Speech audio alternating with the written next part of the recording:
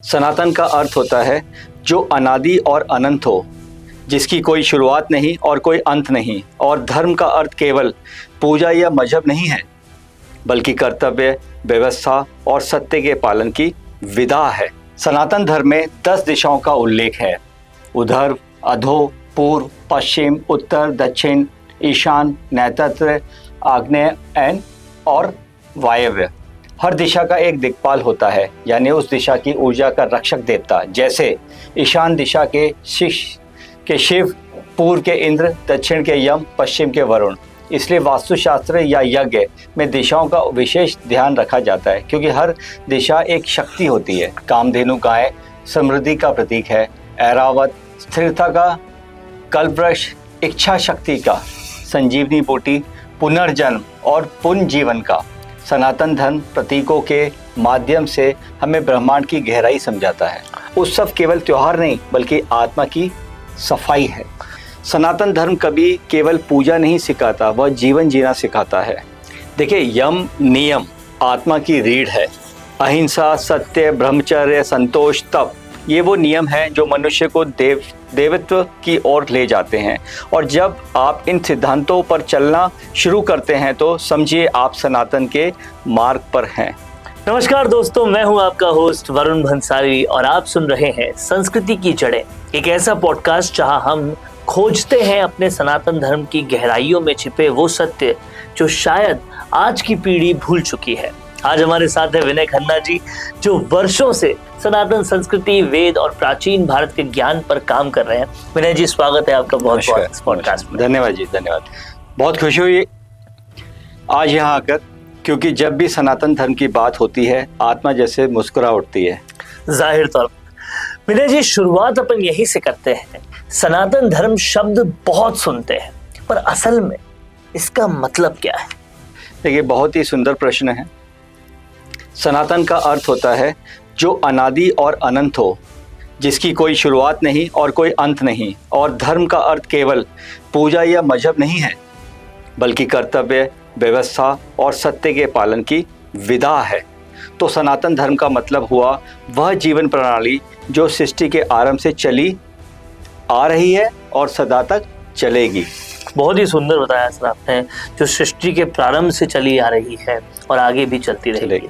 Sir, आपने कहा कि ब्रह्मांड की हर चीज एक स्पंदन है, तो क्या इसलिए सनातन धर्म में 10 दिव्य ध्वनियों का उल्लेख किया जाता है? जी बिल्कुल।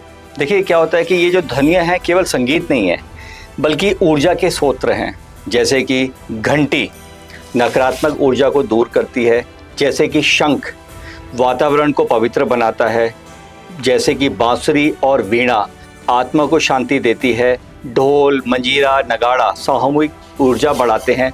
हर ध्वनि का अपना एक कंपन है, और जब हम पूजा या यज्ञ में इन्हें बजाते हैं तो ब्रह्मणीय ऊर्जा सक्रिय हो जाती है। क्या बात कही है सर ने। मतलब मंदिर में बजती हुई घंटी केवल परंपरा नहीं है, वो एक विज्ञान है, पूरी साइंस है, उसके पीछे सारे लॉजिक्स हैं। अब अगर कोई भी पूछे सनातन धर्म क्या सिखाता है, तो क्या हम ये कह सकते हैं सर कि यही 10 कर्तव्य उसका सार है? देखिए, सही कहा आपने। सनातन धर्म कहता है जीवन में केवल जीने के लिए नहीं, बल्कि योग्य बनने के लिए है। इन 10 कर्तव्यों में से सब कुछ आता है। संध्या वंदन यानी ध्यान, व्रत यानी आत्मनियंत्रण, दान यानी करुणा, सेवा यानी मानवता, और वेद पाठ व धर्म प्रचार यानी ज्ञान का प्रसार। अगर कोई व्यक्ति इन 10 में से कुछ भी जीवन में उतार ले, वो सच में धर्मात्मा बन जाता है। बहुत सुंदर सर। विनय जी, आपने एक बार कहा था कि दिशाएं भी चेतन होती है, क्या सच में ऐसा होता है? जी बिल्कुल। सनातन धर्म में 10 दिशाओं का उल्लेख है। ऊर्ध्व, अधो, पूर्व, पश्चिम, उत्तर, दक्षिण, ईशान, नैऋत्य, आग्नेय और वायव्य। हर दिशा का एक दिक्पाल होता है, यानी उस दिशा की ऊर्जा का रक्षक देवता। जैसे ईशान दिशा के शिव, पूर्व के इंद्र, दक्षिण के यम, पश्चिम के वरुण। इसलिए वास्तुशास्त्र या यज्ञ में दिशाओं का विशेष ध्यान रखा जाता है, क्योंकि हर दिशा एक शक्ति होती है। बिल्कुल सही कहा सर आपने, हर दिशा एक शक्ति होती है। अब आते हैं कुछ रोचक विषयों पर। कामधेनु गाय, ऐरावत हाथी, शेषनाग कल्पवृक्ष, ये केवल कथा है या फिर इनका कोई प्रतीकात्मक अर्थ भी है?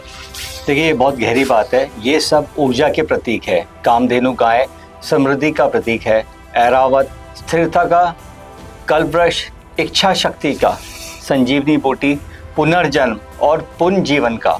सनातन धर्म प्रतीकों के माध्यम से हमें ब्रह्मांड की गहराई समझाता है, और कहीं ना कहीं वो गहराई समझनी बहुत जरूरी है।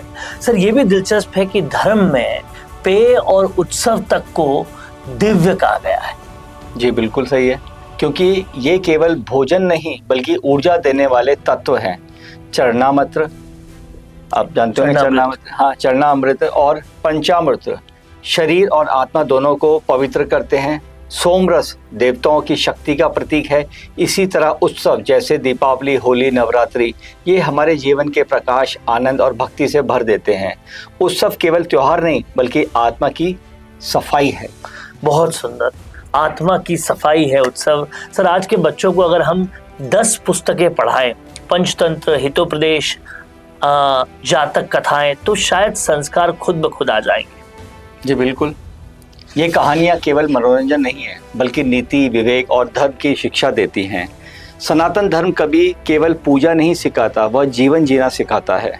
जीवन को जीना है तो सनातन धर्म सीखना चाहिए, और सीखना बिल्कुल चाहिए। तो अब बात करते हैं आत्मा की साधना पर। योग में 10 यम और नियम बताए गए हैं। विनय सर, इसका क्या मतलब है? देखिए, यम नियम आत्मा की रीढ़ है। अहिंसा, सत्य, ब्रह्मचर्य, संतोष, तप, ये वो नियम हैं जो मनुष्य को देवत्व की ओर ले जाते हैं। और जब आप इन सिद्धांतों पर चलना शुरू करते हैं तो समझिए आप सनातन के मार्ग पर हैं।